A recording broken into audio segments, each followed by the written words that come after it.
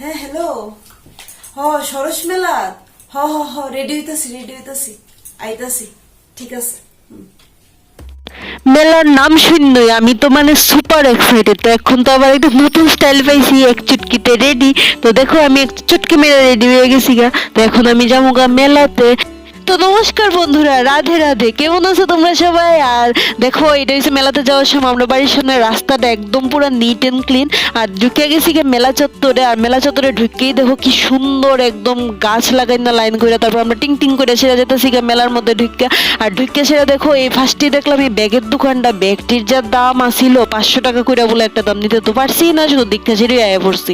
তারপরে আইলাম এই বাঁশবেতের দোকানে। বাঁশবেতের দোকানে এসে দেখো কি সুন্দর সুন্দর বাঁশবেতের কারুকার্য করেন না জিনিস। আর খুব ভাল লাগছে, খুব ভাল লাগছে। তারপরে এসে সেটা দেখলাম এখানে একটা দোলনা আছে 4000 টাকা দাম। দোলনাটাও যা আমার পছন্দ হয়েছে, মানে কি কমু। কিন্তু যাদের ঘরে ছোট্ট বাচ্চারা আছে তার লেগে দোলনাটা একদম অ্যাপ্রোপ্রিয়েট। আসলে বেসিক্যালি এই যে মেলাটার নাম তো সরস মেলা। এটা বেসিক্যালি আমাদের এখানে যে হাপানিয়া ইন্টারন্যাশনাল ফেয়ার গ্রাউন্ডটা আছে সেখানেই মেলাটা অনুষ্ঠিত হয়, প্রতি বছরই অনুষ্ঠিত হয়। এটা হচ্ছে 18তম সরস মেলা আর কি। তো এখানে মেইনলি যে সেলফ হেল্প গ্রুপের যে মহিলারা আছে তারাই এই মেলাটার মধ্যে বেশিরভাগ দোকান দিছে। আর এই মেলাটার থিম আছিল দিদি লাখপতি ত্রিপুরার অগ্রগতি। তো থিমটা তো আমার কাছে বেশ ভালো লাগছে। তো এবার দেখো একটা দিদির দোকানে বসি সাবানডি কেনার লেগে, সাবানডি হ্যান্ডমেড সাবান আর কি। তো 3টা সাবান এখান থেকে নিছি। চার্জারটা ইউজ করবা বেজন। তো দেখছো আমার জামাই কি কয়, চার্জারটা বলে হে ইউজ করতাম বেজাল নাই। তো হের লিগে ঘুরে গিয়েছি আরেকটা সাবান লোন লাগছে আর কি। তো এই দেখো আমরা মধুও দেখতে আসছিলাম, এখানে মধুও বিক্রি করতে আসছিল একদম ন্যাচারাল হানি। তো তারপরে বললাম এই অর্গানিক স্পাইসেসের দোকানটা, এখান থেকে একটা অর্গানিক টার্মারিক পাউডারের একটা প্যাকেট নিছি। এটা বলে দুধ টুধ দিয়ে ওগুলা খাওয়ান যাবো, ফেস প্যাকের মতন ইউজ করন যাবো।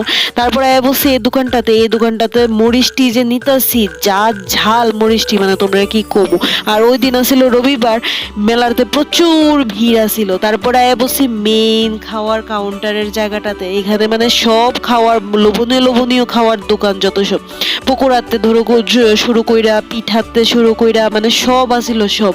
আর যা তন্দুর মন্দুরটি যে বিক্রি করতে আসলো এটি যা লোভনীয় ছিল। আর এই যে আয়া বসছে আমরা হিরো, এই হ্যাঁ হয়েছে মেলার মানে মেইন আকর্ষণ। হ্যাঁ গালটি দেখো কি কিউট, মানে মনে হয় খাইয়া লিতাম। তারপর একটু আগে এসে দেখছি এখানে সেলফি টেলফি তুলতেছে সবাই। তো আমিও কইলাম আমার একটু ক্যামেরাটা ধইরা দাও, আমিও গিয়ে সেটা একটু স্টাইল মাইল মারি। তো আমিও গিয়ে সেটা একটু নাটাকুটা করলাম, করে সেটা আয়া পড়লাম। তারপর যাওয়ানোর সময় দেখলাম এই যে তারা 3জনের বোর্ড লাগাই রাখছে। এই যে ছেলেটা আরো দেখবা 2টা মেয়ে আছে, তারা বোর্ড লাগাই রাখছে। তারপর পইরা সেটা বুঝলাম যে তারা ত্রিপুরারই নার্সিং পাঠরত স্টুডেন্ট।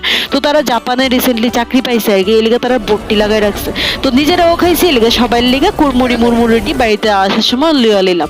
এই যে ফুলের যে জায়গাটি দেখতেছি এটার মধ্যে হলুদ ফুল দেখতেছো একটাও নাই। তো তো ওই দিদিরে কইয়া এই হলুদ ফুলটা বস্তার থেকে বাইর করে সেটা লইছি। অ্যাকচুয়ালি আমরা যাওয়ানোর সময় ফুলটি দেখে গেছিলাম, তখন দামও করছিলাম 100 টাকা কইছিল। কিন্তু ঘুইরা এসে যখন আবার দাম করলাম ভাবছি লইছিলাম না ফার্স্টে, ভাবছি মেলা টেলা ঘুরুম তো নষ্ট হয়ে যাবো। কিন্তু ঘুইরা দাম করছি বলে 120 টাকা। মাথা তো গরম হয়ে গেছে, তারপর দাম দর করে 100 টাকা দিয়ে লইলাম আর কি।